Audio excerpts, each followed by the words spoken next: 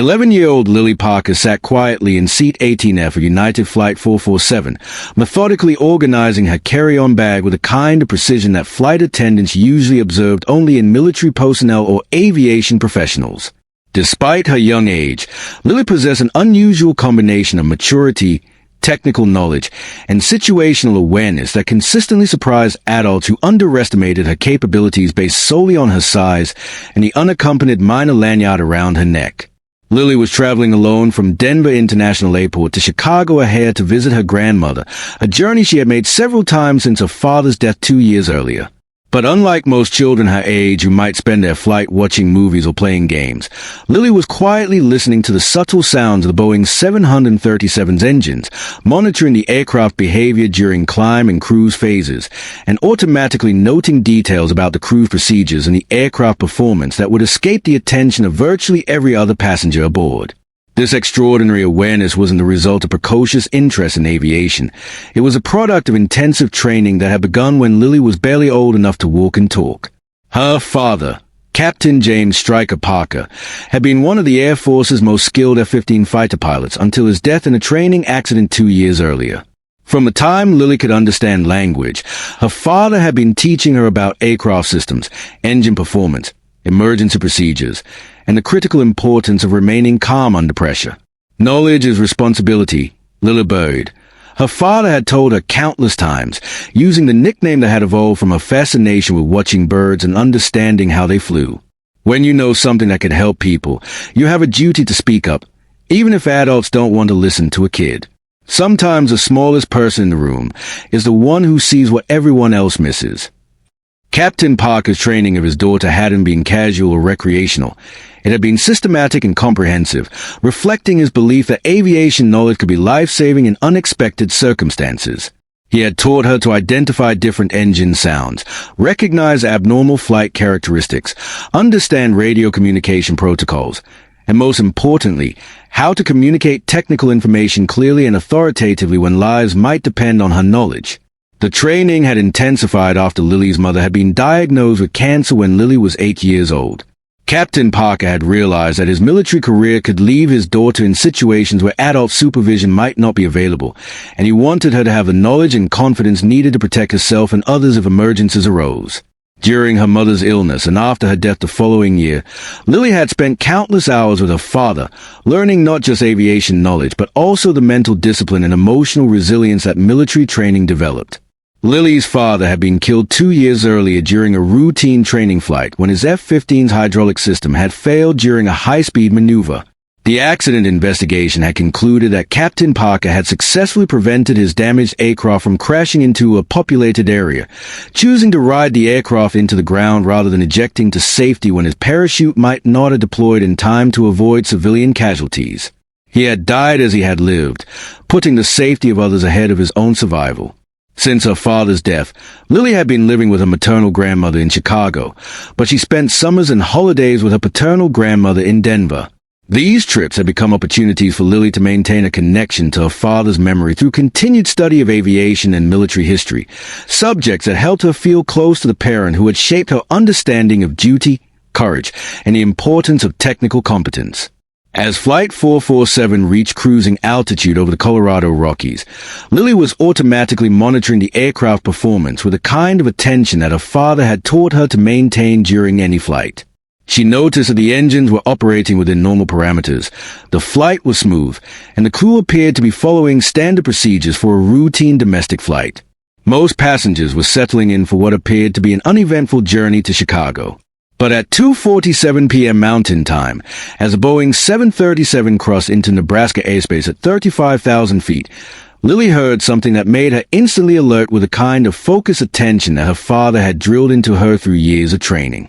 It was a subtle change in the sound pattern from the right engine, not the kind of obvious mechanical failure that would trigger immediate crew response, but a barely perceptible alteration in the engine's acoustic signature that suggested developing problems that could rapidly escalate into catastrophic failure.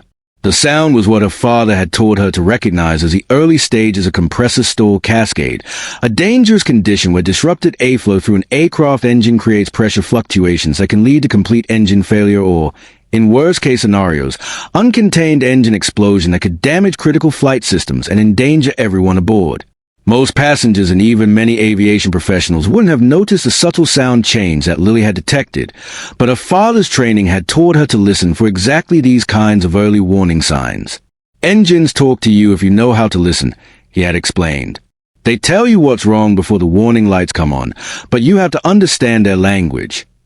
As Lily continued to monitor the engine sound, she realized that the condition was worsening gradually but steadily. The subtle acoustic changes were becoming more pronounced, and she began to detect the kind of irregular pressure fluctuations that indicated the compressor stall was beginning to affect multiple stages of the engine's internal systems. Her father had taught her that this type of failure could progress from barely detectable to catastrophic in a matter of minutes, especially at high altitude where engine operating margins were reduced. Lily faced a decision that would test everything her father had taught her about courage, responsibility, and the importance of speaking up when technical knowledge could save lives. She could remain silent and hope that the flight crew would detect and address the developing problem before it became dangerous, or she could overcome the natural reluctance that most adults feel about accepting technical advice from an 11-year-old child and try to warn the pilots about what she was hearing. As the engine sound continued to deteriorate and Lily detected the first subtle changes in the aircraft's flight characteristics that indicated the developing engine problem was beginning to affect overall aircraft performance, she made a decision that her father had trained her to make. She would speak up, regardless of whether adults wanted to listen to a child's technical assessment. At 3:02 p.m. Mountain Time, Lily Parker's worst fears were confirmed when the subtle engine sound irregularities she had been monitoring suddenly intensified into unmistakable signs of severe mechanical distress. The right engine of Flight 447 began exhibiting the classic acoustic signature of advanced compressor stall cascade, a condition that her father had described as one of the most dangerous engine failures that could occur during flight because of its potential to progress rapidly from manageable problem to catastrophic system failure. The sound was no longer subtle. Other passengers were beginning to notice unusual vibrations and acoustic changes, though none of them possessed the technical knowledge to understand what they were experiencing. Lily could hear the irregular pressure pulses that indicated multiple compressor stages were now affected, and she detected the ominous harmonic distortions that suggested the engine was approaching the point where normal recovery procedures might no longer be effective.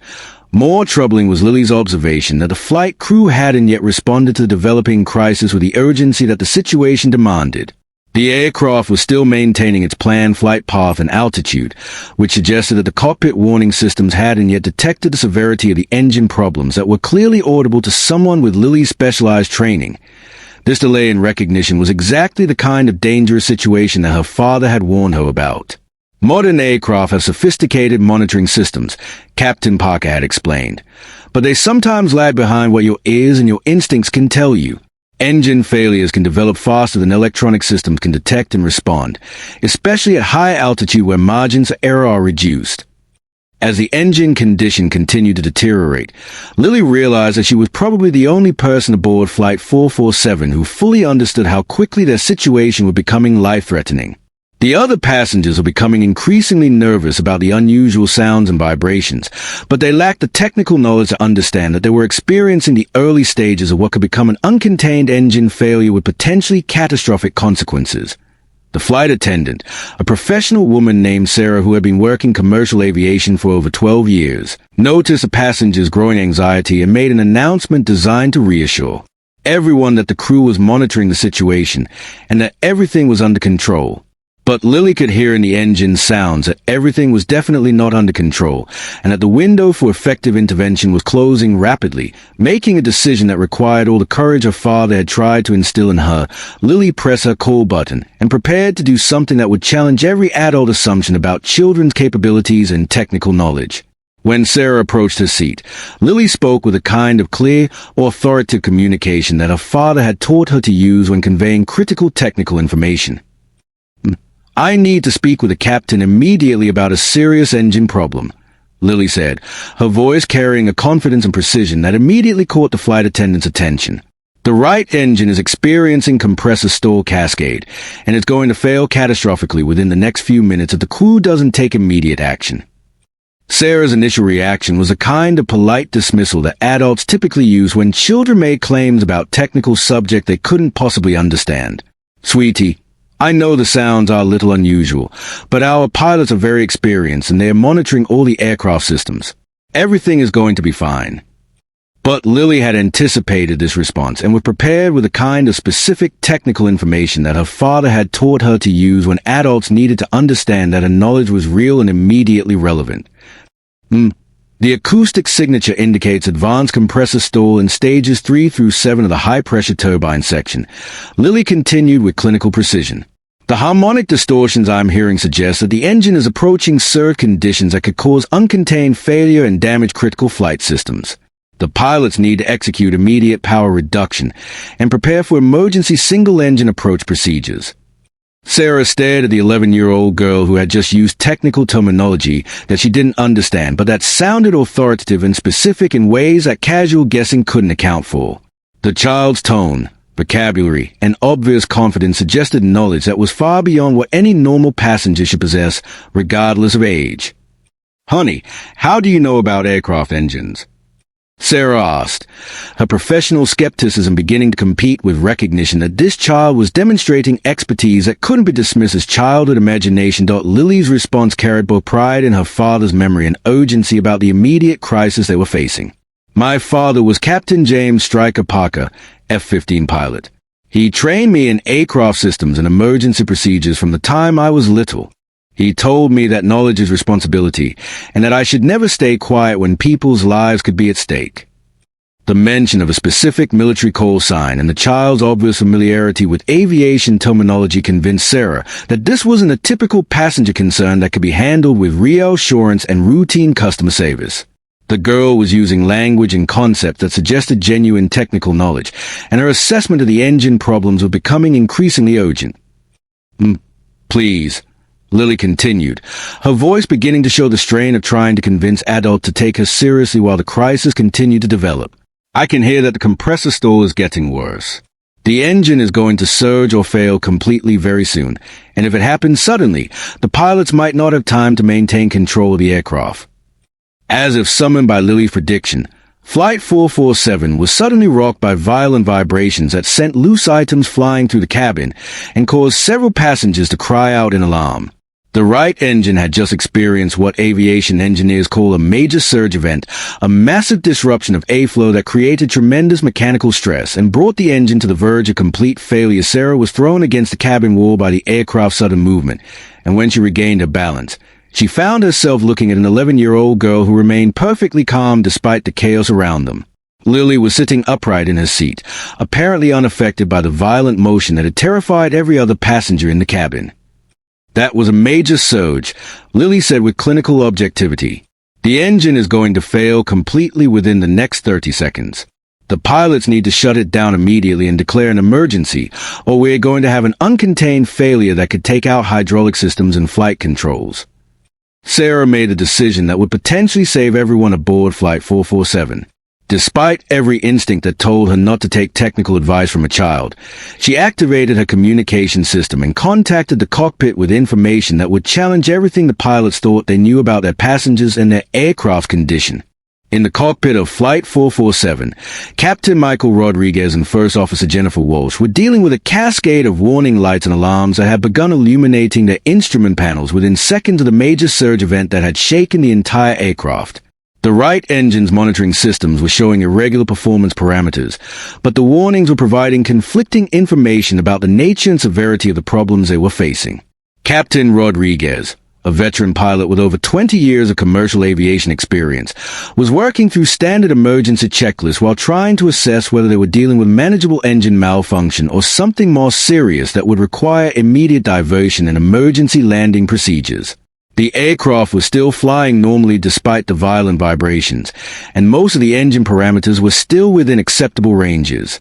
United 447, this is Sarah from the cabin, came the voice of their senior flight attendant through the cockpit communication system. "Captain, I have an unusual situation back here. There's an 11-year-old passenger who claims to have technical knowledge about aircraft engines, and she's saying that our right engine is experiencing something called compressor stall cascade that's going to cause catastrophic failure within minutes." Rodriguez's first instinct was to dismiss the report as passenger panic being misinterpreted by cabin crew under stress. Children often made dramatic claims during unusual situations, and flight attendants sometimes gave more credibility to passenger concerns than the technical situation warranted. But something about Sarah's tone suggested that this wasn't routine passenger anxiety. "Sarah, I appreciate the information, but we're monitoring all engine parameters from up here," Rodriguez replied professionally. "The right engine is showing some irregular readings, but nothing that indicates immediate failure. We're following standard procedures and have everything under control." But Sarah's response carried an urgency that made Rodriguez reconsider his initial assessment. "Captain, this child is using technical terminology that I don't understand, but she sounds like she knows exactly what she's talking about. She mentioned something about stages 3 through 7 of the high-pressure turbine section, and she said her father was an F-15 pilot who trained her in aircraft systems."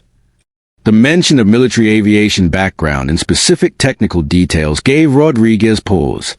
F-15 pilots received some of the most advanced engine training in military aviation, and their children might indeed have been exposed to technical knowledge that most civilians would never encounter. More significantly, the child's assessment of compressor stall cascade matched the irregular engine behavior they were observing in the cockpit. "Sarah, what exactly did this passenger say about our engine condition?" Rodriguez asked, his professional skepticism beginning to compete with recognition that the information might be more credible than it initially appeared. Sarah relayed Lily's technical assessment as accurately as she could remember, including the specific references to compressor stages, harmonic distortions, and the prediction that the engine would fail catastrophically if immediate action wasn't taken. The precision and detail of the child's analysis were far beyond what passenger panic or guessing could account for. First Officer Walsh, who had been monitoring the engine parameters while Rodriguez dealt with the cabin communication, looked up from her instruments with obvious concern. "Mike, the engine data is starting to match what that kid is describing. We're seeing pressure fluctuations in exactly the compressor stages you mentioned, and the harmonic analysis is showing distortions that could indicate developing surge conditions." As if summoned by their conversation, the right engine experienced another violent surge that was even more severe than the first. The aircraft shuddered so violently that both pilots had to grip their controls to maintain stability, and multiple warning systems activated simultaneously as engine parameters moved rapidly toward the red line limitations that indicated imminent failure. "That's it," Rodriguez said, his decision crystallizing as he realized that the 11-year-old passenger's assessment had been accurate and that they were facing exactly the kind of rapid-onset engine failure she had predicted. "We're shutting down the right engine and declaring an emergency. Sarah, I want to talk to that child directly." What happened next was unprecedented in commercial aviation history. A commercial airline captain requesting technical consultation from an 11-year-old passenger during an in-flight emergency. But as the right engine's condition continued to deteriorate and standard emergency procedures proved insufficient for managing the unusual failure mode they were experiencing, Rodriguez realized that any source of relevant expertise might be crucial for saving everyone aboard. Lily Parker, still sitting calmly in seat 18F despite the chaos around her, found herself being escorted to the cockpit by a flight attendant who was struggling to understand how a child could possess knowledge that experienced pilots needed to hear. As she entered the flight deck and saw the array of warning lights and emergency indications that were overwhelming the cockpit displays, Lily felt the full weight of her father's training and the responsibility he had tried to prepare her to accept. "Captain Rodriguez, I'm Lily Parker," she said with a kind of formal military courtesy that her father had taught her to use when communicating with senior officers. "My father was Captain James Stryker Parker, F-15 pilot. He trained me to recognize engine failures and emergency procedures because he said knowledge is responsibility." Rodriguez looked at the small girl standing in his cockpit with obvious uncertainty, but her composed demeanor and professional communication style impressed him despite her age. "Lily, our right engine has failed and we're trying to assess our options. You told our flight attendant that you could predict how this failure would develop. What else should we expect?" Lily's assessment was immediate and comprehensive, drawing on years of intensive training in aircraft systems and emergency procedures. "Captain, compressor stall cascade in commercial engines usually leads to complete power loss followed by potential uncontained failure if the engine isn't shut down quickly. But the real danger is that the vibrations and pressure changes can affect other aircraft systems, especially hydraulics and flight controls." She moved to the engine display screens with the confidence of someone who had been studying aircraft systems since childhood. You need to execute emergency engine shutdown immediately, but you also need to prepare for the possibility that we've already suffered damage to secondary systems. The manual says to expect asymmetric flight characteristics and reduce control authority, especially at low speeds during approach and landing. Rodriguez and Walsh exchanged glances that reflected both amazement at the child's technical knowledge and recognition that her assessment matched their own growing concerns about the aircraft's condition. The engine failure was indeed affecting other systems in ways that standard checklists hadn't fully prepared them to handle. Lily, Rodriguez said carefully, we're going to shut down the engine as you suggested, but we need guidance on how to manage this aircraft for the damage we might have sustained. What would your father have done in a situation like this? Standing in the cockpit of Flight 447 with the confidence that years of intensive training had instilled in her, 11-year-old Lily Parker looked at the bewildering array of warning lights and emergency displays that were overwhelming the aircraft systems. But instead of being intimidated by the complexity of the situation, she found herself drawing on her father's teachings about how to prioritize information and focus on the most critical aspect of emergency management.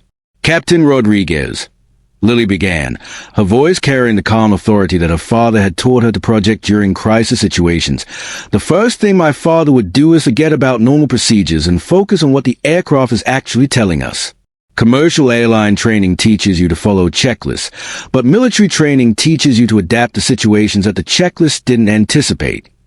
She moved closer to the engine monitoring displays, studying the data with a kind of systematic analysis that Captain Parker had drilled into her through countless hours of theoretical and practical training. The compressor stall cascade has created vibration damage that's probably affected your hydraulic systems and possibly your flight controls. You need to test all your control surfaces carefully to understand what kind of flight characteristics you're working with.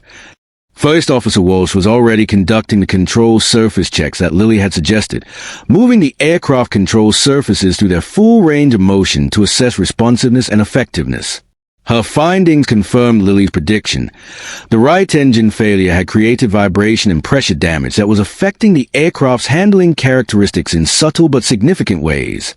She's right, Walsh reported to Rodriguez. We've got reduced control authority on the right side, and the hydraulic pressure reading suggests we've lost partial system redundancy. This aircraft is going to handle differently during approach and landing than our normal procedures anticipate. Lily continued her assessment with a kind of methodical thinking that her father had taught her to apply to complex technical problems. Captain, you need to plan for an approach profile that's different from commercial airline standards. Military training teaches emergency approaches that maintain higher energy and provide more control margin than civilian procedures. She outlined an approach strategy that combined elements from military emergency procedures with adaptations for the Boeing 737 specific characteristics and limitations. You want to come in higher and faster than normal approach speeds, using the excess energy to maintain control authority despite the damaged systems. Don't try to execute a precision approach. Plan for controlled descent to the runway with higher touchdown speeds and longer rollout distances. Rodriguez was simultaneously impressed by Lily's technical knowledge and concerned about implementing approach procedures that departed significantly from standard commercial aviation practices. But as he continued to assess the aircraft condition and the limited effectiveness of normal emergency procedures, he began to understand that conventional approaches to this emergency might not be adequate for safely landing a damaged aircraft. Lily, what you're describing sounds like military approach techniques, Rodriguez said carefully. I've got commercial training and experience, but not military background. Can you walk us through the specific procedures you're recommending? What followed was a most unusual emergency consultation in commercial aviation history, an 11-year-old girl providing detailed technical guidance to experienced airline pilots about how to land a damaged aircraft using procedures that had been developed for military emergency situations but adapted for civilian aircraft limitations. Lily explained how to calculate approach speeds that would maintain adequate control margin despite reduced hydraulic pressure and compromise flight control effectiveness. She described energy management techniques that would allow them to maintain sufficient airspeed and altitude to execute go-around procedures if the first approach attempt wasn't successful.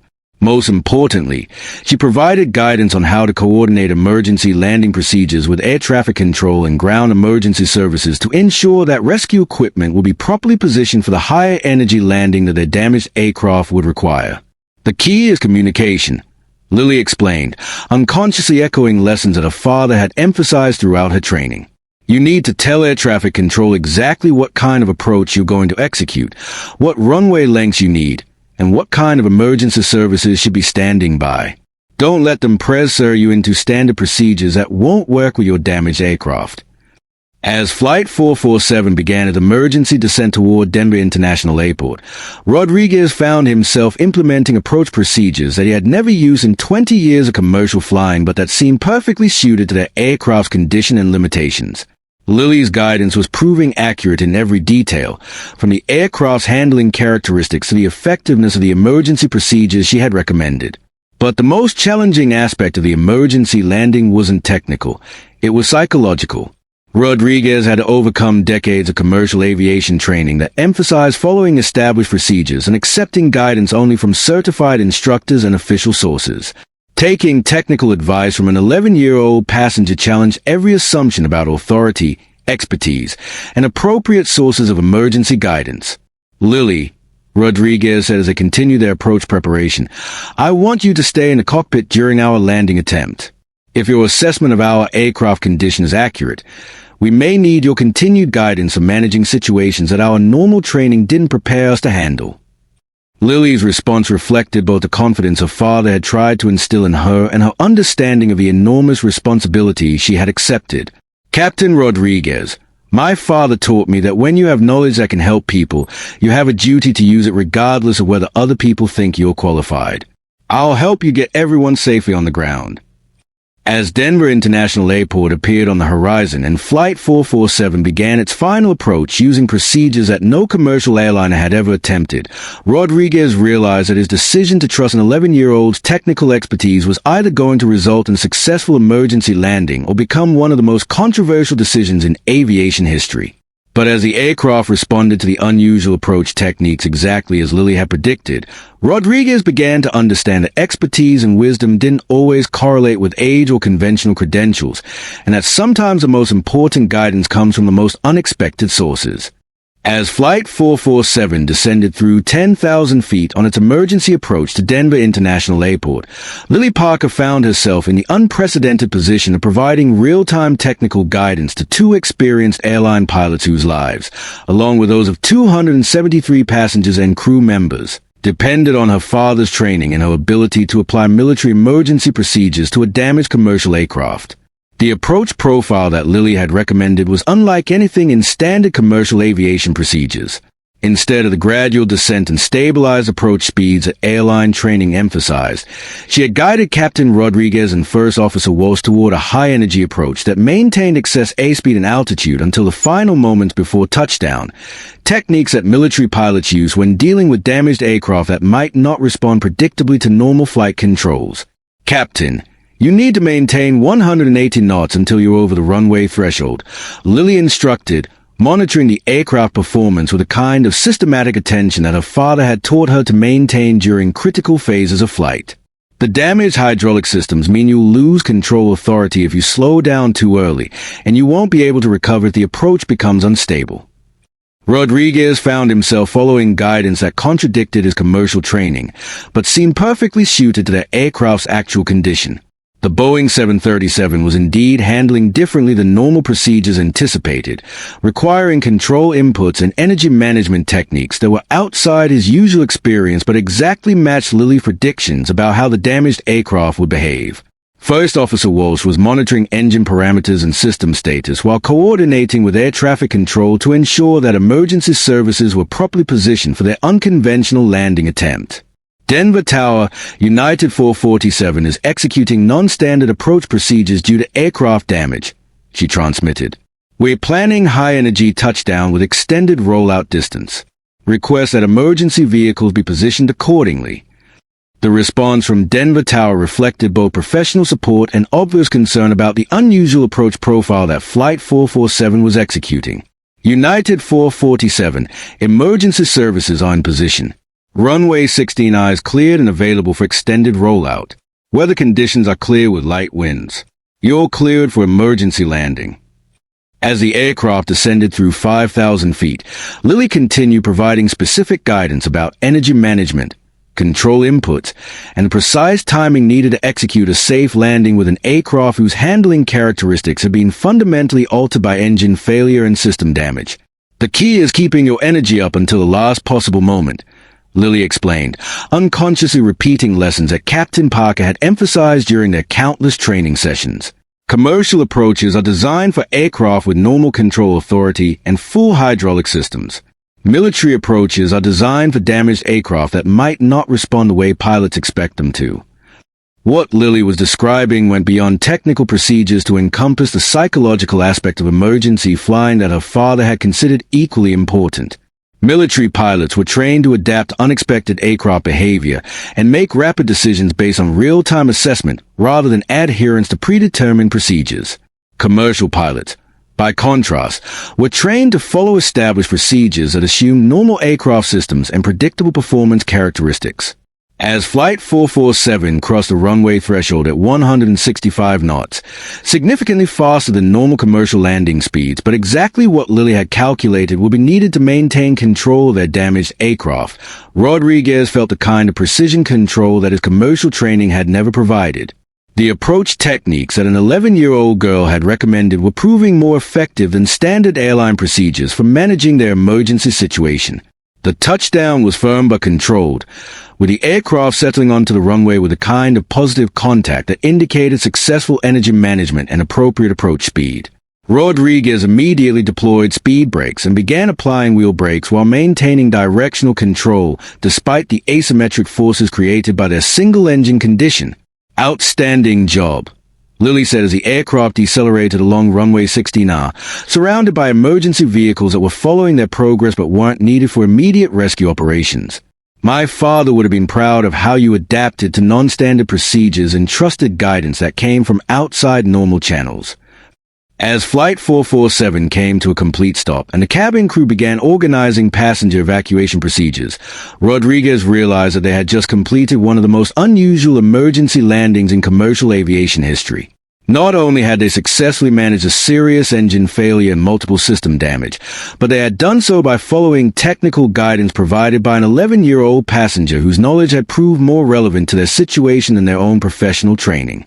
The evacuation proceeded smoothly, with all 273 passengers and crew members exiting the aircraft without injury despite the emergency landing and the aircraft's compromised condition. Emergency medical teams were standing by, but their services weren't needed for treating injuries related to the emergency landing, only for normal passenger assistance and support for those who had been traumatized by the frightening experience. As Lily prepared to leave the aircraft with the other passengers, Captain Rodriguez stopped her to express gratitude that went far beyond normal passenger appreciation. "Lily, what you did today saved everyone aboard this aircraft," he said with obvious emotion. "Your father's training and your courage to speak up despite your age made the difference between a successful emergency landing and a potential tragedy. You honored his memory and his teachings in the most important way possible." Lily's response reflected both pride in her father's legacy and her own understanding of the responsibility that knowledge and training carried with them. "Captain Rodriguez, my father taught me that knowledge is responsibility, and that real courage means speaking up when people need help, even if they don't want to listen to a kid." Today proved that he was right about both of those things. As emergency investigators began their preliminary assessment of Flight 447's condition and the unusual procedures that had been used for the emergency landing, it became clear that Lily Parker's intervention had prevented what could have been one of the most serious commercial aviation accidents in recent history. 3 weeks after the emergency landing of Flight 447, Lily Parker stood in the office of Colonel Patricia Martinez, the commanding officer of the Air Force Academy's Aerospace Engineering program, surrounded by military officers, aviation safety specialists, and accident investigators who had spent days studying her role in preventing what could have been a catastrophic aircraft accident. The investigation of Flight 447's emergency had revealed that Lily's early detection of the compressor stall cascade had provided the flight crew with critical information that standard aircraft monitoring systems had failed to identify in time for normal emergency procedures to be effective. More significantly, her guidance on emergency approach techniques had been instrumental in successfully landing an aircraft whose damage was more extensive than anyone had initially realized. "Miss Parker," Colonel Martinez began with the kind of formal respect that military officers reserve for significant achievements.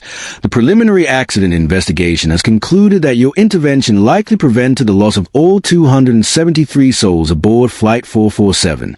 The engine failure you detected was progressing toward uncontained explosion that would have caused catastrophic structural damage and made control flight impossible. The technical details that emerged from the investigation were sobering.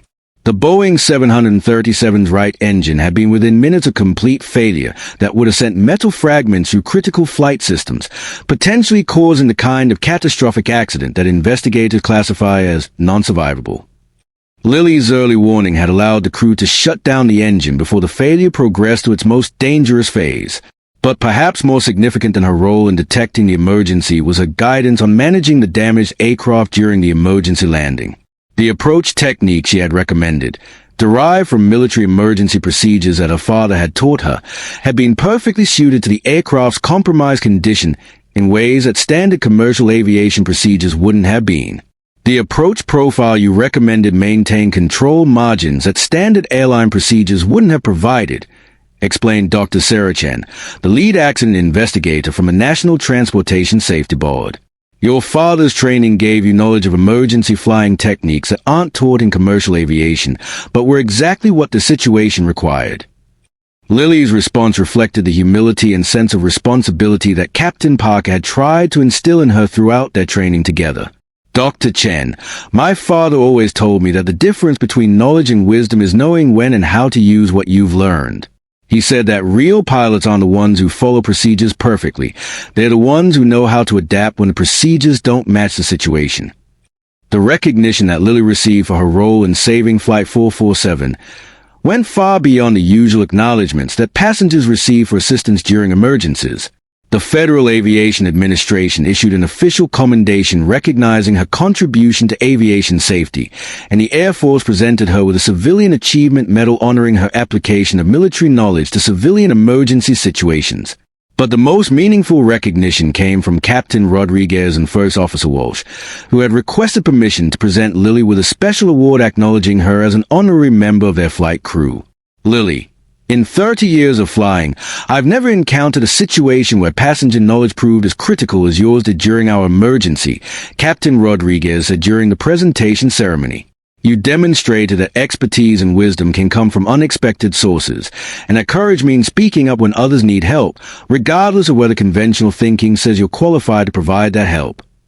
The broader impact of Lily's intervention extended beyond recognition, an award to influence actual changes in aviation safety procedures and training programs. The FAA began developing new protocols for crew resource management that would help flight crews identify and utilize relevant expertise from any source during emergency situations, including passengers with specialized knowledge. More significantly, military and civilian aviation training programs began incorporating case studies based on Flight 447's emergency to teach pilots about the importance of remaining open to unconventional sources of technical guidance when standard procedures proved inadequate for managing unusual situations. The Air Force Academy, where Colonel Martinez oversaw aerospace engineering programs, established a scholarship in Captain James Stryker Parker's name for students pursuing aviation careers, with special recognition for applicants who demonstrated the kind of technical knowledge, courage, and sense of responsibility that his daughter had exhibited during the Flight 447 emergency. But perhaps the most important legacy of Lily's experience was her own decision about how to build on her father's training and her demonstrated capabilities. 6 months after the emergency landing, she announced her intention to pursue a career in aerospace engineering and eventual military pilot training, following in her father's footsteps while bringing her own unique perspective to aviation safety and emergency procedures. My father taught me that knowledge is responsibility, Lily explained during a presentation to young people interested in aviation careers. What I learned from Flight 447 is that responsibility doesn't wait until you're old enough or experienced enough or officially qualified enough. When people need help and you have knowledge that could make a difference, you have a duty to speak up and act, even if adults don't think you're ready. Her story became a powerful example for educators and parents about the importance of taking children's capabilities seriously and providing them with real knowledge and responsibility rather than simplified versions that underestimate their potential for making meaningful contributions. As Lily entered high school with her sights set on the Air Force Academy and eventual pilot training, she carried with her not just the technical knowledge that her father had provided, but also the confidence that comes from knowing that age and experience aren't the only qualification for making a difference in critical situations.